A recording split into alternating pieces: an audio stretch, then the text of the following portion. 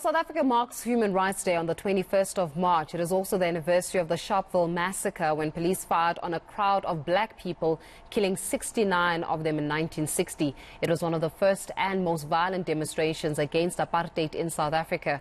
Concurrently, UNESCO marks 21 March as International Day for the Elimination of Racial Discrimination, another detonation of the violence of racism that many individuals and communities in South Africa suffer, significantly compromising their access to and their enjoyment of human rights. We're joined now by Abigail Noko, who is the regional representative of the United Nations High Commissioner for Human Rights. Thank you so much for your time this morning. Noko, let's talk a little bit about how is it that racial discrimination still is a major part of seeing the inequalities that exist, particularly in the South African context, Abigail. I know that there was an inequality report that came out not so long ago, and racism still tops the agenda as to why do we have this amount of inequality in our South African society? Yes, indeed, and thank you for having me, Faith. The first thing that I'd like to really underscore is that the Sharpeville massacre really marked a watershed moment in the global fight against racism.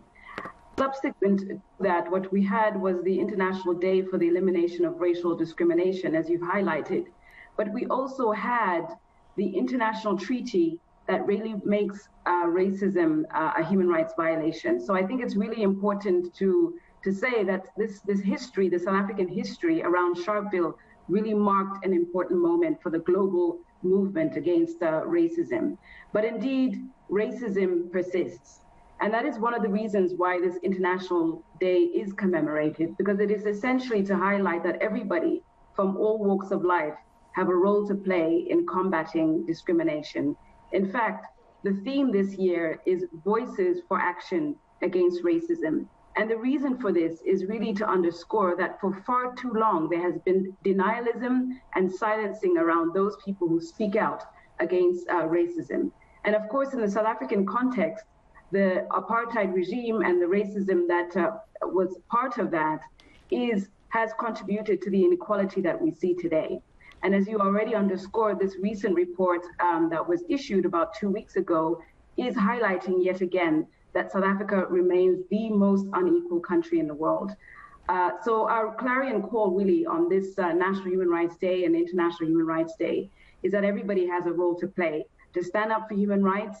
And part of that starts with stopping the denialism, ensuring accountability for human rights violations where they occur, listening to people who suffer from racism, racial discrimination, xenophobia, and any form of intolerance, and confronting the legacies of the past. Yeah. Abigail, I mean, as you're speaking about this, one wonders exactly how many voices are actually ringing out loud in the South African context. It does not help that black people will have conversations about racism amongst black people, right? It has to be a collective effort in that regard, and there has to be a willingness to listen. There has to be a willingness, and also, perhaps even a step further, a willingness to really look at what economic justice looks like within the South African context. Otherwise, we're going to continue seeing the figures that we're seeing where an inequality actually exists. But are those voices actually voices that are collectively ringing, or do we still have pockets of society that are choosing to remain as silos? So, for example, Human Rights Day should not be a holiday that is just for black people. It's not black people remembering the Sharpeville massacre. It's all South Africans remembering the Sharpeville massacre as well as the atrocities there. But are we finding that collectiveness in it, or do we still have certain parts of society that would seek to disassociate themselves, so as it were, from the significance of today? Well, that's part of what our campaign is trying to say, that we first and foremost need to listen to the people who experience these things, right? That is the beginning of the conversation. But bystanderism is no longer the order of the day. And for that, it really requires collective and joint effort from everybody. And I think for our part, in our office at least, we noted that the George Floyd incident, for instance, the killing of George Floyd, really marked another watershed moment. And as a result of this, our office issued a report on racial injustice. And one of the fundamental findings that we found is that there is not enough listening. And that is the reason why we felt it really important to provide platforms all over the world, not just in South Africa, but all over the world. And that's why the theme this year is Voices for Action Against Racism. But indeed, it cannot be a siloed conversation. Everybody needs to come on board. Everybody's voice needs to be heard. And where racism does occur or any form of human rights violation, we all have a responsibility to call it out and name it for what it is. Yeah. Abigail, let's talk a little bit about these kinds of messages transcending even at a school level, right, where young people are concerned. There seems to be a little bit of a concern that with all of the achievements that this country has undertaken to get to the part where it is today, with all of those individuals that were significant in the fight for the liberation of this country, that somewhere, somehow, if we do not continuously speak about it, if we do not document it in our history, it's going to be forgotten by the youth. They won't know the significance of the Sharpeville massacre. They won't know the significance of us looking at racial discrimination and why is it that we have to overcome it. Are these messages, in your opinion, filtering down to a school level where young people are born or are given the consistent consciousness of what it took to get this country to where it is today?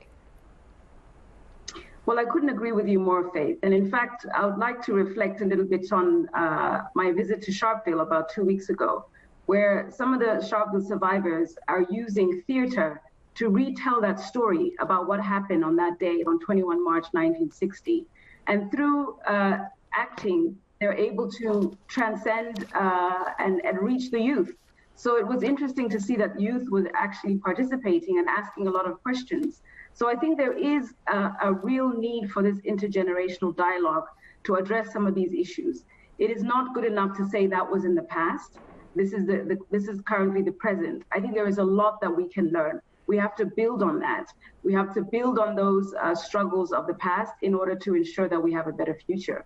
And I think youth are an essential role, have an essential role to play. And I think we saw that around the world when we had the George Floyd killing, where you had youth from all races coming together and saying, "Not in my name." And I think that is really important, that we have this intergenerational approach to having some of these discussions and debates. Yeah. Abigail, we'll leave it there for now, but thank you very much for your time. Abigail Noko is the regional representative for Southern Africa from the Office of the United Nations High Commission for Human Rights.